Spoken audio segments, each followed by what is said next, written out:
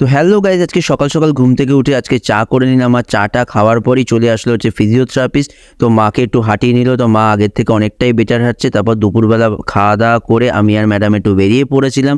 তো দেখো, আমার ফোন এসেছিলো বলে আমি ওর সাথে কথা বলছিলাম না, ওরও প্রচণ্ড রেগে গেছিলো। আর মেয়েরা কথায় কথায় এত রাগে কি বলবো আর। তো তারপরে লাস্টে ফাইনালি অনেক কষ্ট করে রাগ ভাঙালাম। তো আমরা চলে এসেছিলাম হচ্ছে মধ্যমগ্রামের জুডিওতে। তার কারণ হলো হচ্ছে আমার সামনেই বার্থডে ছিল, তো ও আমাকে একটা গিফট কিনে দেবে বলেছিল, তাই জন্য আমি এখানে এসেছিলাম। আর এখানে এসেই চলে গেলাম হচ্ছে ফার্স্ট ফ্লোরে, কেননা ফার্স্ট ফ্লোরে ছেলেদের কালেকশনগুলো ছিল। তো ফার্স্ট ফ্লোরে গিয়ে আমি টি শার্ট পছন্দ করা স্টার্ট করে দিলাম। তো টি শার্ট কিছুতেই পছন্দ হচ্ছিল না, তার কারণ হলো আমি কালার খুঁজে পাচ্ছিলাম না আমার পছন্দ মতো।